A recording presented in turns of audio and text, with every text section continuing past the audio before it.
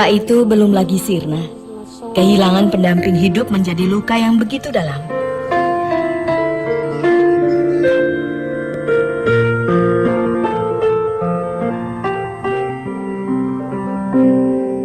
Beginilah kini Suparti menjalani hidup tanpa suaminya lagi. Jantung komplikasi.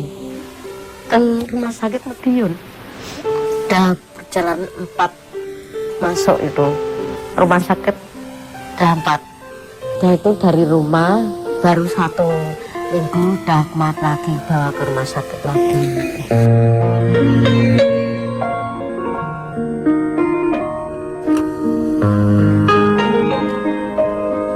Beberapa hari lagi adalah 1000 hari mendiang sang suami.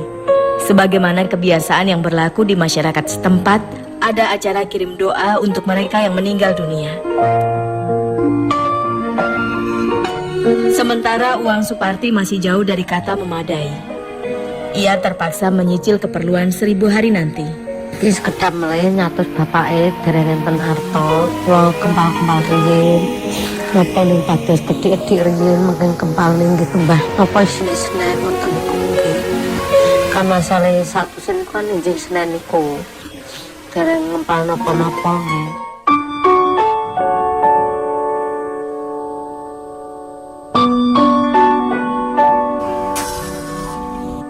Sudah 15 tahun, Suparti menjalani pekerjaan membuat janggelan, atau kebanyakan orang menyebutnya dengan cincau hitam.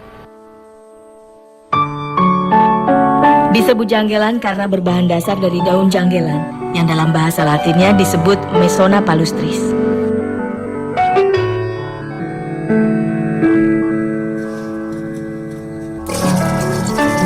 Cincau adalah gel serupa agar-agar yang diperoleh dari perendaman daun janggelan yang mengandung karbohidrat.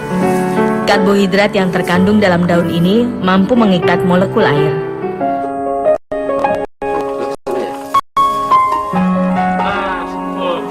Daun janggelan ini tidak tumbuh di daerah kampung Suparti. Ia mendapatkannya dengan cara membeli di pasar dalam keadaan sudah dikeringkan.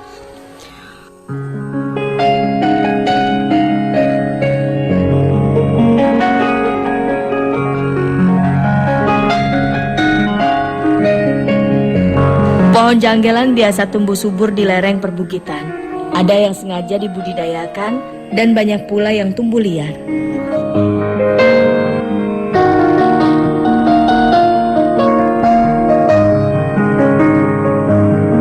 Daun ini harus direbus dengan air yang benar-benar mendidih hingga zat pati keluar.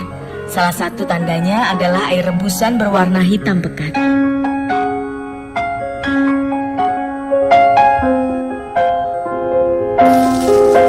Penambahan abuki difungsikan untuk memaksimalkan keluarnya zat pati. 1 drum air rebusan ini cukup dicampur dengan kurang lebih 3 sendok makan abuki.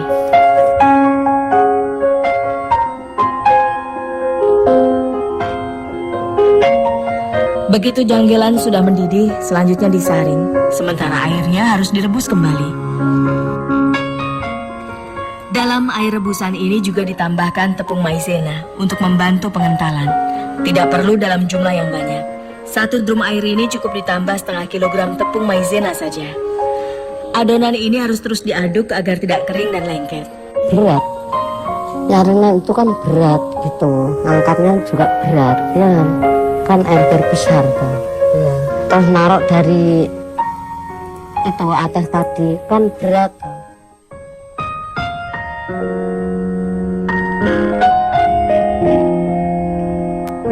Untuk membuat cincau berwarna hitam, api harus selalu besar.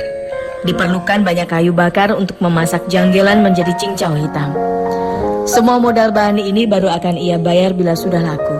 Kan tuh belum punya uang, saya ambil dulu janggelan di bosnya sana.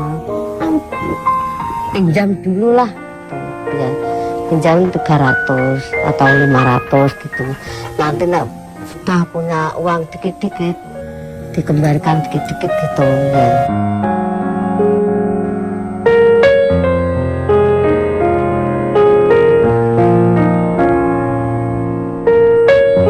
Setelah adonan ini mendidih, Suparti mesti segera mencetaknya.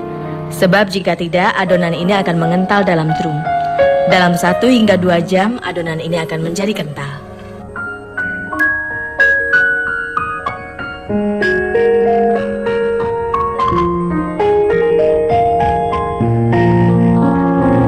Pasar pojok ini menjadi pusat perputaran perekonomian masyarakat Desa Purwoda di Magetan. Para pedagang mencoba meraup untung menjajakan apa saja di pasar ini. Cincau hitam buatannya turut meramaikan pasar ini. Ia memang tak seberuntung para pedagang yang lain. Jika pedagang lainnya memiliki lapak di dalam pasar, tidak demikian dengan Suparti. Di pojok pasar inilah tempatnya menjajakan cincau. Tak ada pedagang lain yang berminat menempati lapaknya ini. Kan enten wisiniku bau-bau ngoten mambu ngoten. Duh, kowe dodol ning kene ambune gak enak nang endi nae wong ning ndi gak enak nggon. Paksa ngitem mriki kula ngoten kene. Saya kepengin tumbas teng jero tapi biayane mboten gadah. Gangsal juta.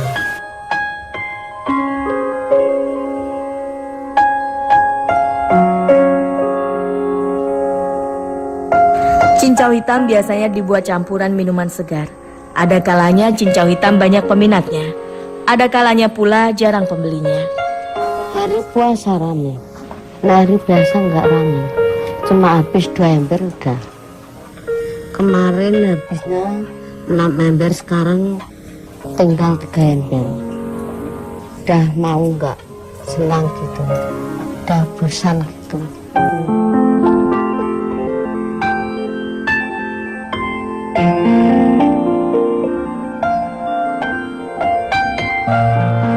Setiap kali pergi ke pasar, Suparti biasa membawa 3-4 ember janggilan. Cincau hitam biasa dijual satuan. Akan tetapi banyak pembeli yang hanya menginginkan sedikit saja, sehingga Suparti mengiris-iris cincau menjadi potongan yang lebih kecil.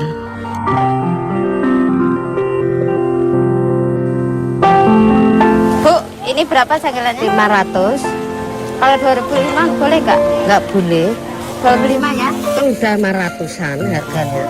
Satu irisan kecil ia hargai Rp500. Ya udahlah. Potongan yang lebih besar Rp1.000. Namun jika ada yang menawar, Suparti biasanya akan merelakannya saja. Baginya untung sedikit tak jadi soal asalkan tidak merugi.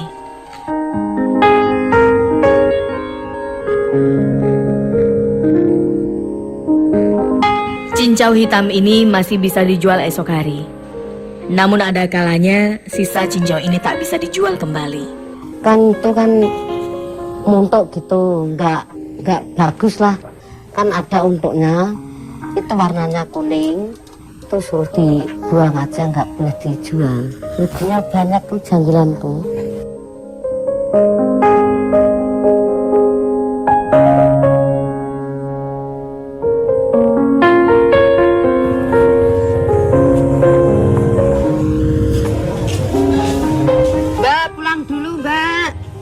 Ya Mbak, pulang dulu ya.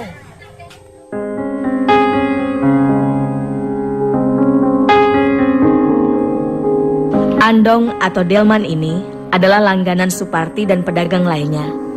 Delman ini akan menanti hingga jam 11 siang. Jarak pasar dan kampung Suparti kira-kira 7 km. Jarangnya angkutan umum membuat ia mesti mengeluarkan ongkos lebih besar. Plastik itu kan 1 plek 8.500, 2 plek itu kan 17.000. Sama dukar sama mobil tuh kan ikut orang-orang, kan nggak punya mobil sendiri.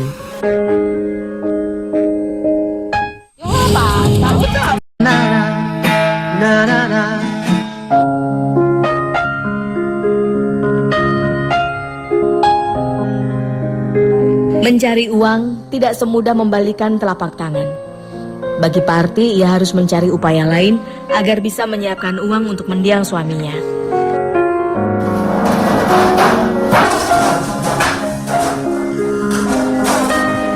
Pabrik roti yang sudah berdiri sejak 13 tahun lalu ini mempekerjakan 23 karyawan, termasuk Suparti. Sengaja sang pemiliknya tidak menggunakan mesin modern untuk mengolahnya. Karena di lingkungan saya di sini ya masih banyak pengangguran. Dia mesti membutuhkan pekerjaan. Kalau saya pakai mesin, anak-anak ini Kemana mau bekerja? Masa mau urbanisasi ke Jakarta?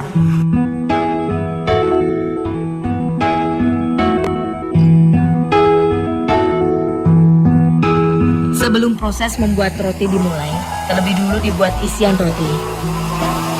Di tempat ini biasanya membuat isian dengan kacang hijau.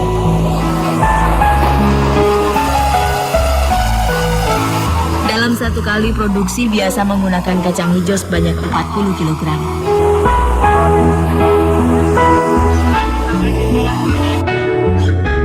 Kacang yang sudah direbus dan dihaluskan dicampur dengan minyak goreng, gula merah dan gula putih serta garam dan vanili.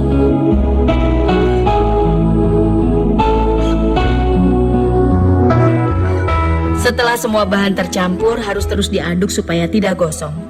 Proses ini memakan waktu selama setengah jam. Jika adonan kacang hijau sudah matang, selanjutnya dibentuk menjadi bulatan kecil.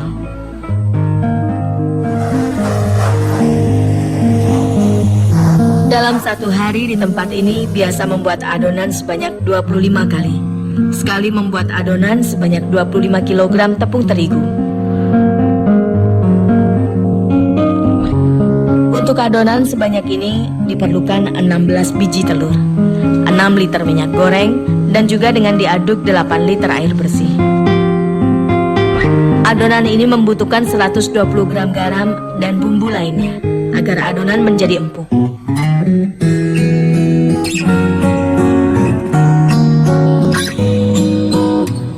Cukup 5 hingga 10 menit adonan ini digiling. Asalkan sudah tercampur semuanya, adonan ini kemudian diangkat.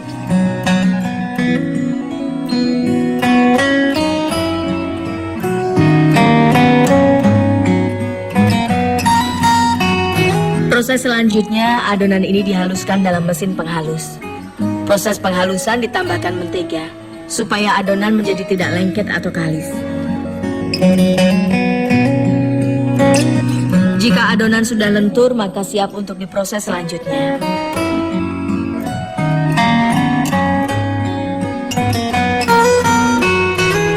Berikutnya adalah pencetakan. Biasanya para pekerja perempuan termasuk Suparti lah yang mengerjakan proses ini.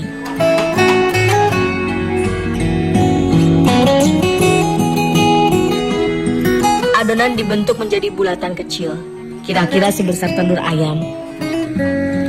Setelah dibentuk bulat, kemudian diisi dengan olahan kacang hijau.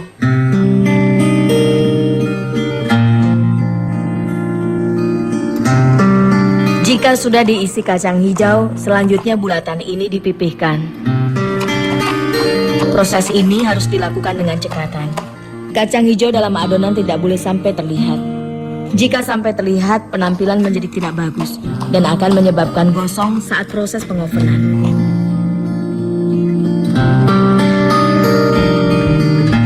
Jika sudah ditata dalam loyang, selanjutnya adonan ini ditutup menggunakan plastik agar mengembang.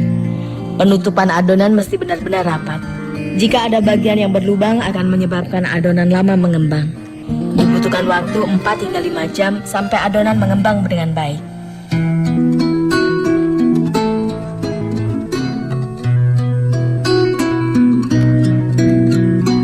Proses pengovenan berlangsung selama setengah jam. Saat di oven mesti dibalik-balik agar matang pada kedua sisinya. Proses oven setiap hari dilakukan oleh pekerja laki-laki. Di industri ini setiap harinya memproduksi 800 loyang.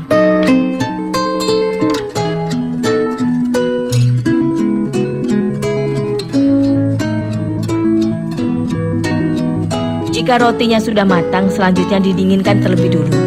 Hal ini bertujuan agar saat dibungkus nanti tidak basi.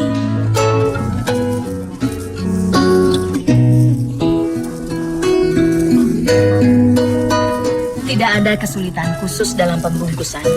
Hanya saja mesti dilakukan secara cepat. Sebab roti-roti ini akan segera distorkan kepada pengepul. Roti ini selanjutnya distorkan kepada pengepul di wilayah Kecamatan Ngawi. Sebagian juga sudah merambah keluar Kabupaten Magetan.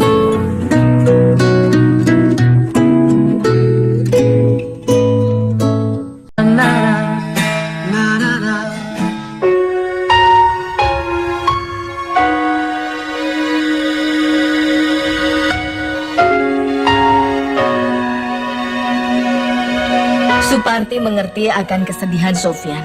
Ditinggalkan sosok sang ayah menjadi pukulan berat bagi anak semata wayangnya ini. Melihat Sofyan seringkali mengingatkan Suparti akan mendiang sang suami. Dia niku nek pas guyon-guyon ngoten niku kali yugane ngoten niku. Malah lere kekepak ya loro ae to lere gak enak mati niku ngoten. Oke apa cerita-cerita ngoten.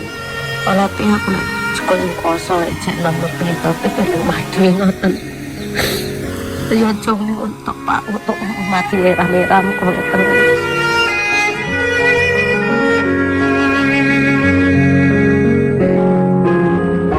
Sofyan adalah harapan Suparti satu-satunya. Ia berharap mampu mengantar Sofyan meraih cita-citanya. Insya Allah nek kata piaja nek lanjut nih SMA nek mboten kedah nih mungkin di tuko kanton wingking kanton mikir wingking pan nggih cita-citane nggih niku pengen sekolah SMA kuliah gitu.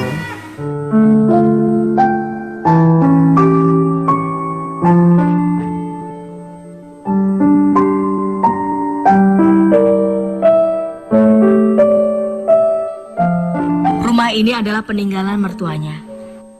Di rumah ini Suparti mesti berbagi dengan saudara-saudara mendiang suaminya.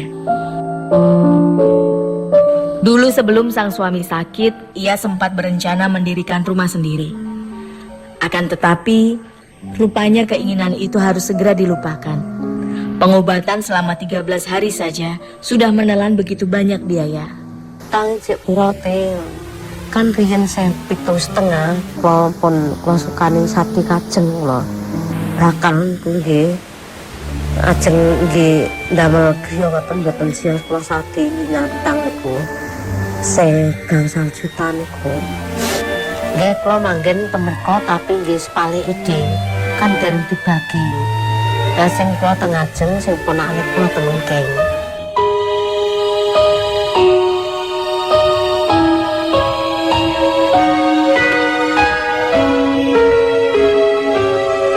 Mushola ini tak jauh dari rumah Suparti, hanya seberang rumahnya saja.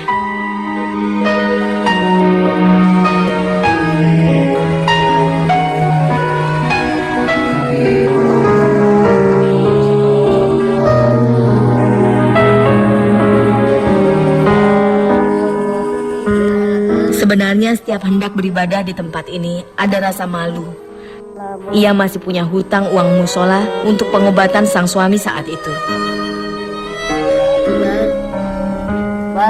Apalagi uang yang ia pinjam sebenarnya akan digunakan untuk pembangunan mushola ini.